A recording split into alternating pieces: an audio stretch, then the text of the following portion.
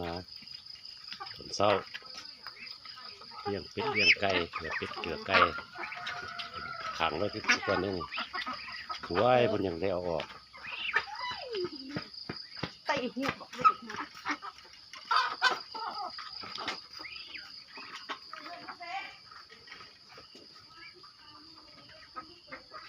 ไอ้ก็ยังบ่หมดนี่คอกแบ่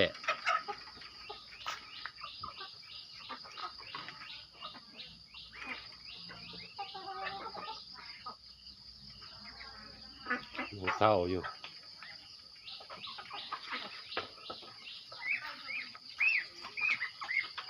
โชกุนเตรียมเครื่องสิไปโรงเรียน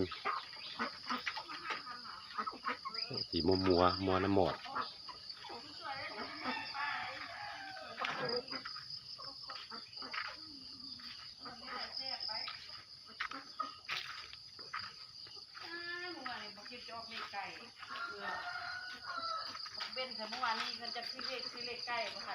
อีโบสีลงสวนนี่เราไปมัดหัวไม่เอาขึ้นมาพาแบกลงไปสวนเป็นมัดมันได้งัวแบกเขาได้มัดเพิ่มใช่นั่นเองมีตัวนี่ยังจักไป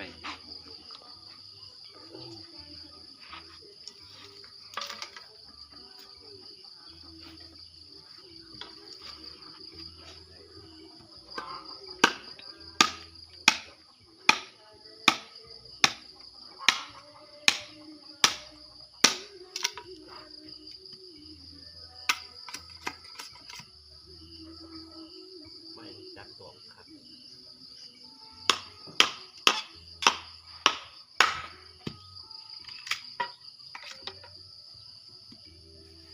เครื่องเดียวศึกษาเบิดห้าม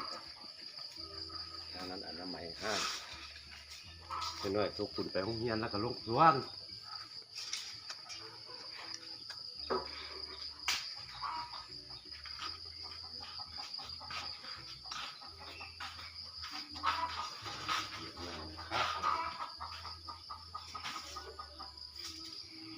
นอนถ่ายเครื่องอยู่นี่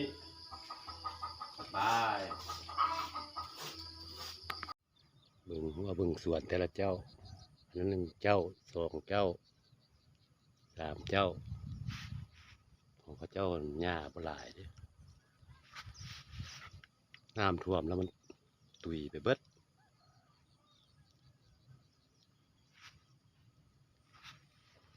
ใครแต่มันบ่มีปลาแซงเนาะปีนี้เนาะ ลุ่มไปเบิดเป็นคักกันยังวะพอดีแล้วฉีดยาเท่านึงแล้วก็เอายาอย่างฉีดยาสมุนไพรที่บ่ของไผเขาแต่งให้ยาเม็ดยาสมุนไพรอันฉีดบำรุงใบส่วนตัวนี้กับฝากไปฮะก็เป็นสวนเฮา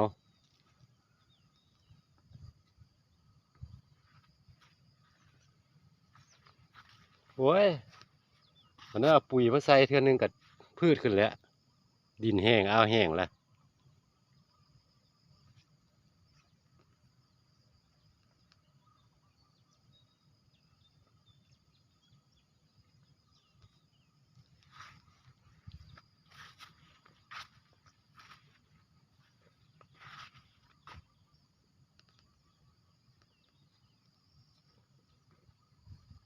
ไม่มาจะถึงบ้านพุ่น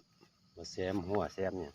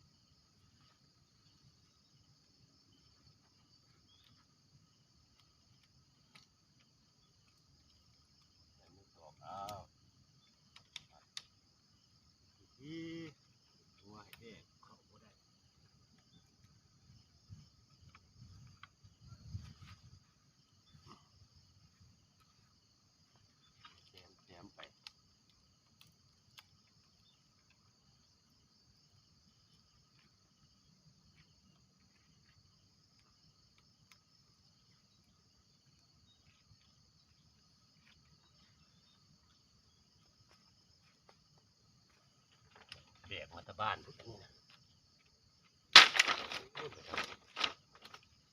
ใหญ่ไปมันสุดส่วนตัวนี้ซะ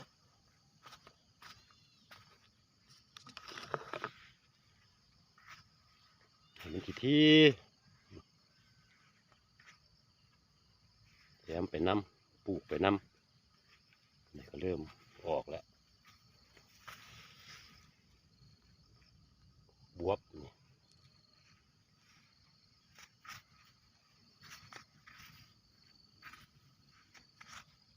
ตัวนี้เต็มไปเบิดแล้วแดบักบวบแดบักน้ำแดยังที่ซาวไปพุ่นอีกเห็นหัวไปอีกก่อนใหญ่ไปพุ่นละล้อมไปล้อมไปล้อมหัวมื้อนี้ก็ได้5-6 เม็ดแล้วก็เสียหญ้าตัวใดมันบางเสียหญ้าเสียยุกเสียหญ้าออกจับตัดบ่ได้เลยนะออกไปน้ำปลูกไปน้ำหญ้าบางนี่เดี๋ยวจักลงมา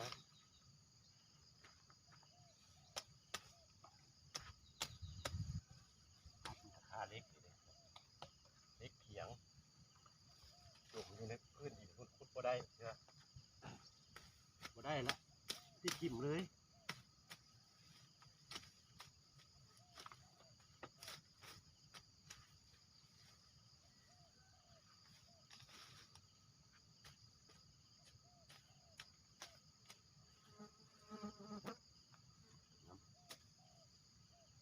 ไปน้ำ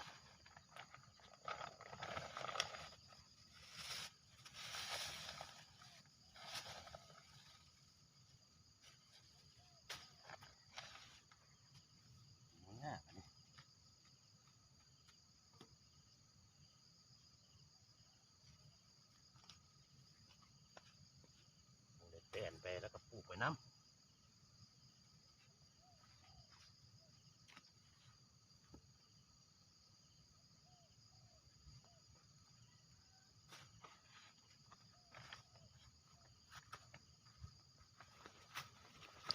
เป็นเท่าเล็กเท่าหน่อยแล้วก็ปลูกไปน้ำ